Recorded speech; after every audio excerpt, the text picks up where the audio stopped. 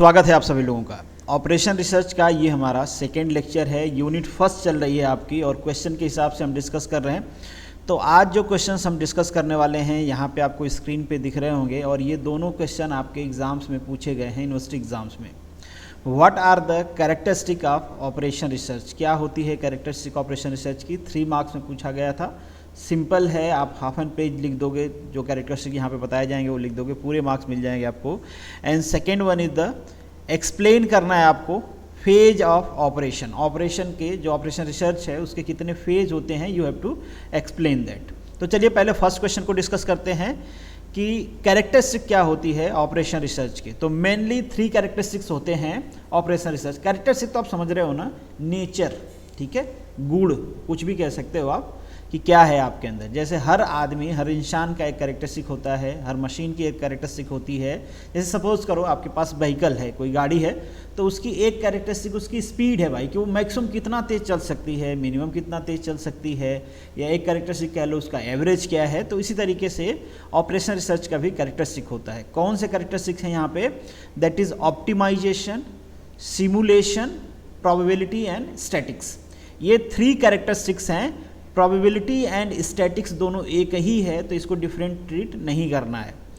Optimisation क्या होता है? जैसे ये वर्ड है ऑप्टिमाइजेशन, कि कहीं पे अगर कोई प्रोजेक्ट पे आप वर्क कर रहे हो and you have to apply the operation research there, या ऑपरेशन रिसर्च की टेक्निक्स आप वहाँ पे यूज़ करना चाहते हो, तो पहली चीज़ आपको करना है उसे ऑप्टिमाइज़ करना है।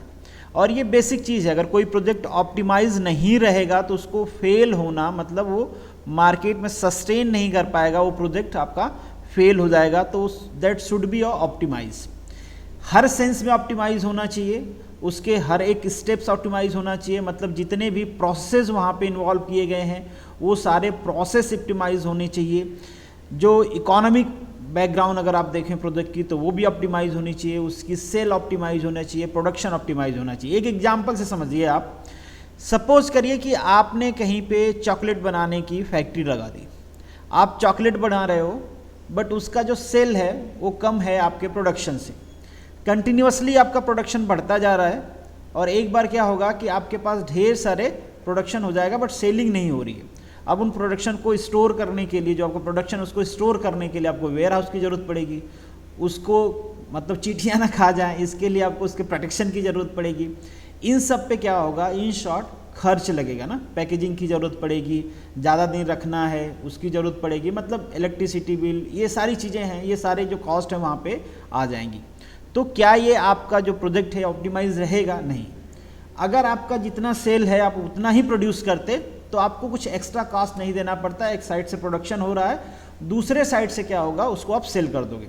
अब यहाँ पे आपके माइंड में क्वेश्चन आ सकता है कि कभी कभी ऐसा भी तो होता है कि हम प्रोडक्ट बना के रखते हैं और सम टाइम मार्केट में शॉर्टेज आ जाता है, तो हमारी 2 रुपये की चीज़ 4 रुपये की बिक जाती है। हाँ बिल्कुल होता है, बट ये जो मॉडल है 2 की 4 का बेचना, ये ऑपरेशन रिसर्च अलाउ नहीं करता। ऑपरेशन रिसर्च कहता है कि आपके पास स्टैटिक्स होना चाहिए। क्या सच में कभी शॉर्टेज आता है? अगर इसका मैथमेटिक्स है, इसका आपके पास ऑप्टिमाइजेशन है, तभी आपको उस पर वर्क करना है, अदरवाइज वर्क नहीं करना है। सपोज एग्जांपल लेते हैं, अगर आइसक्रीम का प्रोडक्शन आप ठंडियों में बढ़ा दोगे, बारिश के टाइम पे बढ़ा दोगे, तो ये बेवकूफ़ी होगी। एक तरह से सिंपल चीज़ है। अगर उसी का प्रोडक्शन आप गर्मियों में बढ़ाओगे, क्योंकि गर्मियों में उसका कंजप्शन ज़्यादा होता है, तो ये चीज़ें आपकी ऑप्टिमाइज रहेंगी। मतलब आपको पता है कि पूरे साल में जब समर आएगी उस समय पे हमें प्रोडक्शन बढ़ाना है, तो आप पहले से प्लान करके रखोगे कि हमें मशीनरी की ज़रूरत पड़ेगी, लेबर्स की ज़रूरत पड़ेगी, रॉ मटेरियल की ज़रूरत पड़ेगी। तो इन शॉर्ट इसे हम कहते हैं ऑप्टिमाइजेशन। किसी भी प्रोजेक्ट में जब आप उसको परफॉर्म करते हो तो वहाँ पे जो स्टेप्स हैं, बाकी जो उसकी इन्वेंट्री है, आपके जितने भी प्रोसेस हैं, सारे प्रोसेस ऑप्टिमाइज होने चाहिए। ऑप्टिमाइज नहीं रहेंगे तो आपका प्रोजेक्ट लॉस में जाएगा, और जब लॉस में जाएगा तो उसका कोई मतलब नहीं, वो बिजनेस आपका बंद हो जाएगा। जो सेकेंड स्टेप है इसका वो है सिमुलेशन। सिमुलेशन क्या होता है बेसिकली? सिमुलेशन ये होता है कि भाई आप प्रोजेक्ट स्टार्ट करो, प्रोजेक्ट स्टार्ट करने से पहले उसका एक बेसिक मॉडल फिजिकल लाइफ में इम्प्लीमेंट करके देख लो कि फिजिकल लाइफ में वो वर्क कर रहा है नहीं कर रहा है। आपने खूब रिसर्च कर लिया, आपने डाटा कलेक्ट कर लिया, आपने सब कुछ चेक कर लिया, बट सम टाइम क्या होता है जब आप फिजिकली उसको इम्प्लीमेंट करने जाते हो तो वहाँ पे कुछ अलग ही कंस्ट्रेंट आ जाता है जिसके बारे में आपने सोचा ही नहीं होगा। सपोज करिए हमको एक हाइड्रो इलेक्ट्रिक पावर प्लांट लगाना है, हमने बारिश के टाइम पे ये हाइड्रो इलेक्ट्रिक पावर प्लांट लगा दिया किसी नदी पे, और जहाँ पे बारिश का पानी आ रहा है हम खूब खुश हो गए कि यार मज़ा आ गया यार, बारिश का पानी आ रहा है, खूब बारिश हो रही है, बढ़िया पावर प्लांट चलेगा। पावर प्लांट चलने भी लगा, पर पता चला कि जब बारिश नहीं होती है तो नदी का पानी यहाँ तक पहुँच ही नहीं पाता है। पहले ही वो लोग उसको यूज़ कर लेते हैं और पहले ही खर्च हो जाता है, नदी का पानी यहाँ तक आ ही नहीं रहा है। तो फिर क्या होगा, बाकी टाइम जब बारिश नहीं होगी तो आपका प्रोजेक्ट बंद रहेगा, आपका पावर प्लांट बंद रहेगा। तो एक एनालिसिस होती है कि भाई हमको पावर प्लांट लगाना तो है नदी पे, बट नदी का जहाँ पे ओरिजिन है, जहाँ पे ग्लेशियर मेल्ट होता है, उसके आसपास की इसका कंजम्पशन पहले ना हो पाए, सबसे पहले वो हमारे पास ही आए पानी। अगर आइस मेल्ट होती है तो सबसे पहले हम उसको यूटिलाइज करें, उसके बाद उसको छोड़ा जाए, नीचे सिंचाई उचाई के काम आए। तो ये आपको एक सिमुलेट करके देखना है चीज़ों को कि ये बेसिकली ये जो मॉडल है जो हम सोच रहे हैं जिस प्रोजेक्ट के बारे में, इसका मॉडल वर्क कर रहा है कि नहीं कर रहा है। अगर स्मार्ट मॉडल बना के आप वहाँ पे टेस्ट करोगे तो अगर वो वर्क नहीं करता है तो क्या होगा, आपका नुकसान छोटा होगा। बट आप डायरेक्टली एक्शन में आ गए और प्रोजेक्ट को पूरा इंप्लीमेंट कर दिया, उस टाइम पे अगर आपको लॉस होता है तो आपको बड़ा लॉस होगा। तो सिमुलेट कर लेना है। तो मैंने पावर प्लांट का एग्जांपल लिया, दैट वो काफ़ी बड़ा है, उसके लिए तो पहले ही रिसर्च कर लिया जाता है। ये बेसिक चीज़ें मैं आपको समझाने के लिए बताया हूँ।